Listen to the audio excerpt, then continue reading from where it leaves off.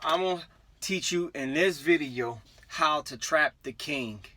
The king is the store clerk or the store owner who is paying you for the product you're delivering. Don't be a pawn. Don't be a pawn. You can be any other piece, but don't be a pawn. So, I call it trap the king because here you're not going to demand anything from the store clerk or the store owner. Let's just call them store clerk to clarify. You're not going to demand anything from them. You're going to trap them. That's what you're going to do. So, in this case, they don't have the check, right? They don't have the check. First of all, as a new person, I highly suggest that you go in each account, and when an account says that they have to pay in check, ask them when you walk in. Go in. You can introduce yourself. Hi, my name is Brandon. I'm here covering for the day. I'm here to drop your order. It says you guys pay check. Do you guys have the check available to pay today? Or something like that. Do you guys have the check available to pay today? So, to make sure that you don't drop the load, first of all, you're not supposed to drop any product and come back. Like, that's not allowed. But there are times where you would do that. You would do that if you trust somebody and if you ever already built up a good relationship with them. If you built up a good relationship with them, go ahead, drop the product, and then leave and come back and get the check. But you want to make sure that this doesn't become a habit, right? So even if it's somebody you trust, just make sure it's not something that's done all the time. Okay, so let's say I'm new and I didn't ask the person, do they have a check? I go in, I drop the order, and they tell me that they don't have the check, right? You could say, okay, I'm going to take all the product back and I'll bring it back when you have the check. But here's the problem. I don't want to do double the work, right? So what you'll do is the first time you say, okay, I'll come back and get the check, right? But the next time you go to deliver there, you make sure you go in there and ask them, do they have the check? Are they ready to pay right now? Right? And that's trapping the king. So they have to tell you right now that they have to tell you right now that they have the check and you're able to drop your load, so it saves you from doing double the work. It saves you from dropping it, they don't have it, and you pick the load back up, or just dropping it, leaving, and have to come back. Another situation would be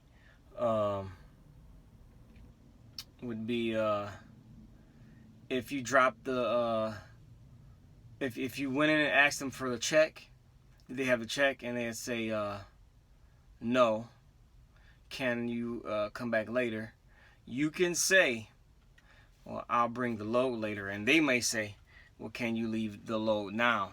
See, because what some businesses try to do, they try to bring your product in, make as much money as they can with it. So by the time you get back, they have enough money to pay you with a money order or something. So now they made money from it, and now they want to pay you with it. But then again, you don't want to keep leaving and coming back. So that's the reason why you asked up front, do you have the check? And are you able to pay right now? Trap the king. Don't go in there and say, oh no, I ain't doing this, I ain't doing that. You better have my check right now. Instead of going in there and say, you better have my check right now. Trap the king. You stay civil. You keep your emotions out of this, because then it's going to be a war between you two rather than respect. So if you go in there with a plain face and tell them, hey, do you have the check right now? All right.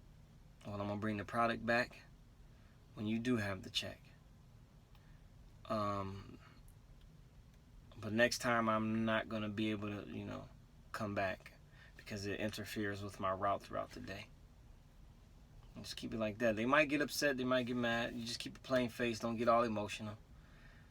I'm saying, you know, I'll do it this time, but next time I'm not gonna be able to do that. So that's trapping the king. And then once you get established, and become a regular route driver, you can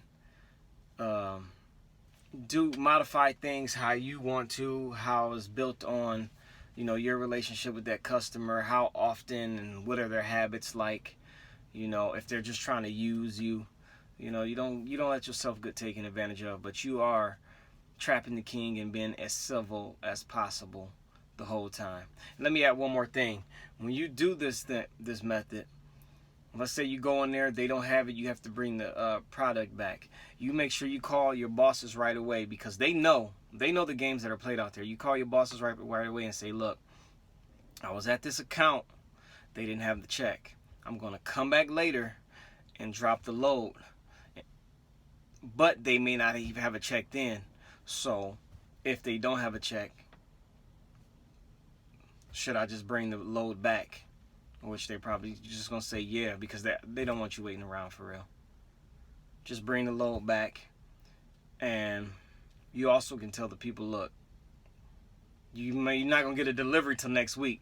Like I say, once you establish your relationship with them, you can figure it out. You might bring it back the next day, but you really don't want to do that because they're gonna get used to that. You say, well, if you don't have the check when I come back, you're not gonna be able to get a delivery till next week.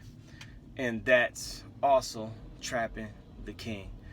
All right, so there you have it. I hope it wasn't confusing information, because it was a lot said at once. But if you have any questions, please put them down below, and I will redo this and make it more 1, 2, 3, 4 in a dotted line than a impromptu freestyle. Okay, guys. All right, CDLA.